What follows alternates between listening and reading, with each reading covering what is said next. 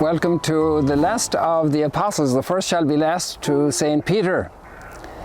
Here at the Sea of Galilee, his beloved Sea of Galilee, where he experienced the risen Christ after the resurrection, but also the Christ, the Jesus, the carpenter from Nazareth, the wandering rabbi, for the first time here at the Sea of Galilee.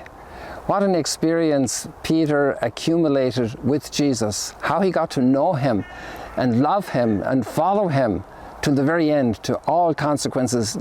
Even though Peter had a very, let's say, mixed human reality. Peter was very optimistic, enthusiastic, ready to speak with great decision about his faith in Jesus. And at the same time, he threw himself down before Jesus and said, "Go away from me. I'm a sinful man." So we have Peter, who is very strong, and Peter, who is very weak. And in between, we have Peter, who is an incredible friend of Jesus. In Peter, we see the confirmation of some of the greatest paradigms of the New Testament. I am the vine, you are the branches. United to me, you will bear fruit. Separated from me, you will wither and die. We see Peter, who is experiencing that very wonderful truth. You did not call me, I called you. We see Peter, who is experiencing the same truth in another way. We did not love Christ first, he loved us first. Peter, who is here with his nets at the Sea of Galilee, with his buddies, introduced to Jesus by his brother Andrew. Peter, who surely has religious thirst, because how could Andrew come to him with enthusiasm and say, "We have found the Messiah"? And now Peter follows him. Peter wants to go and meet Jesus. And that relationship is a relationship of encounter, a relationship of mutual knowledge, a growing relationship through many different experiences. Let's meet the weak Peter. Peter, who is impulsive and rash, who gets out of the boat to walk on the water in the midst of a stormy sea. We see Peter, who draws his sword in Gethsemane. Many times he makes decisions which he surely repents of later. He was asleep in Gethsemane, and there he revealed, despite his great promises of fidelity, his poverty came out, his human resources came to the front instead of his confidence in God, and he drew his sword. And then he went down to deny Jesus 3 times. The lack of prayer, falling asleep, not staying awake, his weakness, his weak humanity, his desire but not his act together yet. Peter missed the crucifixion. I wonder how often he regretted that. But maybe his experience of Jesus was so powerful that he learned not to count so much his own strengths nor his own weaknesses. Not to be troubled by them so much. And that was the beginning of his strength. Then we see that Peter is also politically astute. When he denied Jesus 3 times, his accent came out, and he then got very intense and even swore for the sake of saving his face.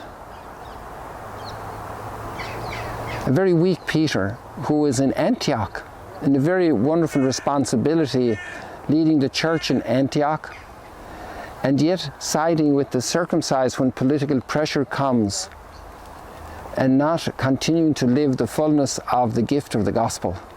How does Jesus go from a weak Peter to a strong Peter, a really strong Peter? It's the friendship with Jesus. What an extraordinary friendship Peter had with Jesus. There's no distance between Peter and Jesus. Jesus consults Peter. "Peter, what do you think?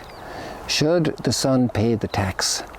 Go out and catch a fish, and there's a coin right there in its mouth, and that will pay for you and for me, just to keep the peace."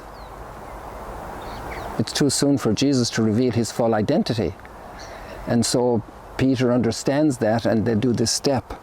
The friendship that Peter has with Jesus, the confidence to say, call me and I will walk on the water with you. One of the great desires of the students of rabbis was to live their life, participate fully with them. And Peter wants to walk on the water, but it will take him a long time to walk with Jesus to Calvary. That's an interior transformation that will take a long time to be accomplished, but will be accomplished. And that's an amazing fact of Peter's life. Peter experiences so many things, the miraculous catch of fish, dukinalton, go out into the deep. The theme of our series on the apostles, go out into the deep. A major theme here in Magdala, a major theme of Christ's call. He invites us into the deep of our spiritual life, into the deep of the mission in the world today. Go out to the whole world. And Peter got this. It took a while. It takes time.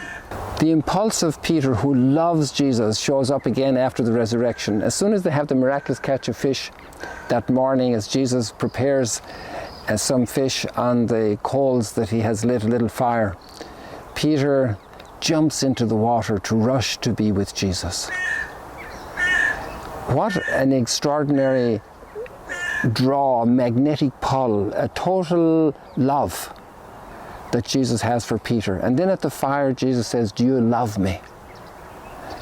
And the way it's expressed is, do you love me with the total love? And Jesus says, I love you with the friend's love, in the Greek words. And Jesus pushes for the total love. And the third time Jesus says, do you love me with the friend's love? Jesus comes to his level. That's so beautiful. That's what the incarnate Word is doing the whole time, coming to our level.